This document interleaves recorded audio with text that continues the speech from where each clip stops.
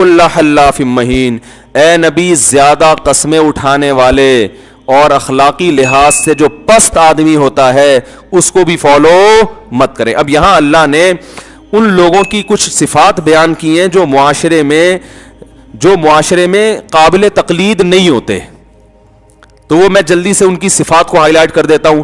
وَلَا تُطِعْ كُلَّ حَلَّافٍ، جو بہت زیادہ جھوٹی قسمیں اٹھاتے ہیں ان کو فالو مت کریں. یہاں مراد زیادہ قسموں سے جھوٹی قسمیں مراد ہیں، کیونکہ سچی قسمیں اگر کوئی زیادہ بھی اٹھاتا ہو تو کوئی برا نہیں ہے. مہین، اخلاقی لحاظ سے پست ہو. وَلَا تُطِعْ كُلَّ حَلَّافٍ مہین، ہمازٍ، تانے دینے والا، لوگوں کے عیب نکال کے ان کو ذلیل کرنے والا. وَلَا تُطِعْ كُلَّ حَلَّافٍ ہمازٍ مَشَّاءٍ بِنَمِيمٍ، چغلیاں لے کے چلنے والا، ٹھیک ہے نا، ادھر کی ادھر کی ادھر لگانے والا. معاشرے میں کچھ ایسے لوگ ہوتے ہیں. ہمازٍ مَشَّاءٍ بِنَمِيمٍ مَنَّاعٍ لِلْخَيْرِ، مال کو روکنے والا، جمع کرنے والا، اس میں سخاوت آپ کو نظر نہیں آئے گی. معتدٍ، حد سے تجاوز، ہر معاملے میں اپنی لمٹ کو کراس کرتا ہے وہ. اثیم، بڑا گناہگار ہے.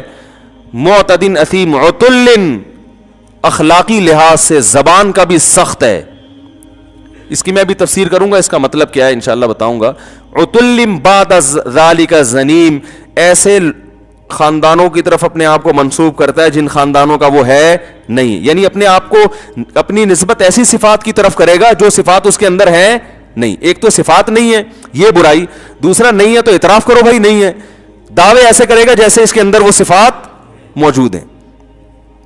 ان کان ذا مالی و بنین، فرمایا جس میں اتنی برائیاں ہوں آپ اس کو فالو کریں صرف اس بیس پر، ذا مالی و بنین، کہ خاندانی لحاظ سے بھی طاقتور اور مالی لحاظ سے بھی طاقتور.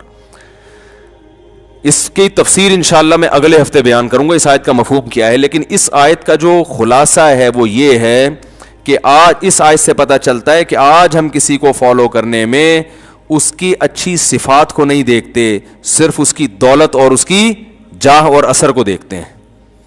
دنیا اسی پہ چل رہی ہے، سمجھ رہے ہیں؟ بچہ جب دیکھتا ہے کہ کسی کو ٹھاٹ بھاٹ میں، بچہ کہتا ہے کاش میں بھی ایسا ہوتا ہے نا. ماں باپ جب کسی کو دیکھتے ہیں بڑی ٹھاٹ بھاٹ ہے، بڑی عزت ہو رہی ہے، تو ماں باپ چاہتے ہیں کاش میرا بچہ بھی ایسا بن جائے. کسی کے پاس پیسہ نہیں ہے، اخلاق بہت اچھے ہیں، نہ کبھی جھوٹی قسم اٹھائی اس نے، نہ کبھی ایسی صفات کا دعویٰ کیا جو اس کے اندر موجود نہیں ہے، نہ لوگوں میں لگائی بجھائی کر کے ان کو لڑانے کی کوشش کرتا ہے، لیکن غریب ہے، تو ماں باپ چاہتے ہیں کاش میرا بچہ بھی اتنا نیک بن جائے. ہے ماں باپ کہتے ہیں نہیں بھائی غریب نہیں ہونا چاہیے، چور ہو، ڈاکو ہو، اسمگلر ہو، کچھ بھی ہو، لیکن اپنا کھاتا ہو. اس کو بھی لوگ اپنا کھانا سمجھتے ہیں. کسی سے مانگ کے چھین کے کھا لیتا ہو، مانگ کے نہ کھاتا ہو. تو قرآن کی عادت پتہ ہے کیا ہے؟ قرآن کی عادت یہ ہے کہ جب اچھے لوگوں کی اچھائی بیان کرتا ہے نا تو مثال میں ان لوگوں کو پیش کرتا ہے جو معاشرے کے اچھے ترین لوگ ہیں، اور جب برے لوگوں کو ہائی لائٹ کرتا ہے تو جو برے ترین لوگ ہیں نا یہ قرآن کی ایک مزاج ہے. جیسے قرآن میں جنتیوں کی جو صفت ہے نا، اگر آپ وہ پڑھو گے تو آپ کو لگے گا ہم میں سے کوئی بھی جنت میں نہیں جائے گا، کیونکہ اللہ جب جنتیوں کی صفات بیان کرتا ہے تو پھر خاندانی قسم کے جنتی بیان کرتا ہے اللہ تعالیٰ. یہ ہر ایک کے کلام کو اس متکلم کے مزاج سے سمجھا جاتا ہے نا، بھائی اس کی عادت ہے یہ. دیکھو بعض علاقوں میں جاؤ نا، بات بات پہ گالی دیتے ہیں وہ، آپ کو لگے گا یار پتہ نہیں میں نے کیا بگاڑا ہے، وہ کہیں گے یہ تو ہمارے یہاں فیشن ہے، تو محبت میں گالی دیتے ہیں ہم لوگ. تو ان کا مزاج آپ کی سمجھ میں آ جاتا ہے کہ یار ان کے ہاں گالی بری چیز نہیں ہے. لکھنؤ والا آپ جناب سے بات جب تک نہ کرے، وہ اگر تھوڑا سا کھاؤ بھی بول دے گا نا تو وہ سمجھیں گے گالی دے دی ہے اس نے. کھائیے بولتے ہیں بھائی، کھاؤ ہوا تھوڑی ہوتا ہے کچھ. لکھنؤ کے لوگ ایسے ہی ہوتے ہیں نا. میں نے لطیفہ سنایا تھا کہ لکھنؤ والا آ گیا پنجاب میں، تو وہ ایک بیچارہ پنجاب والا ٹماٹر وہ کینو بیچ رہا ہے، تو لکھنؤ والا اس سے جا کے پوچھتا ہے آپ کے ہاں جو کینو اور مالٹے ہیں وزناً بکتے ہیں یا عدداً بکتے ہیں، یعنی وزن کر کے یا عدد گن کے. اس کی سمجھ میں نہیں آیا، بھائی آپ کے ہاں جو یہ مالٹے ہیں یہ وزناً بکتے ہیں یا عدداً بکتے ہیں. بڑی شائستہ اردو بول رہا ہے وہ. کیا کہہ رہا ہے بھائی؟ کہہ رہے ہم آپ سے پوچھ رہے ہیں کہ وزناً بکتے ہیں یا عدداً. کہہ رہے ہمارے ہاں نہ وزناً نہ دنادن بکتے ہیں. دنادن لینا لو ورنہ پتلی گلی سے نکلو. دنادن مال صبح شام بکتا ہے. کیا وزن ادر لگا کے رکھی ہوئی ہے یار.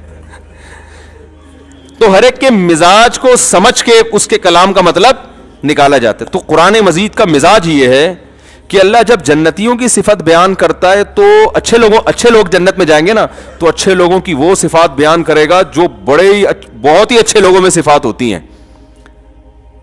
جیسے قرآن میں جب جنت کی بات آتی ہے تو اللہ فرماتے ہیں قد افلح المؤمنون الذین هم فی صلاتهم خاشعون. صرف نماز پڑھتے نہیں, نمازوں میں خشوع پیدا کرتے ہیں.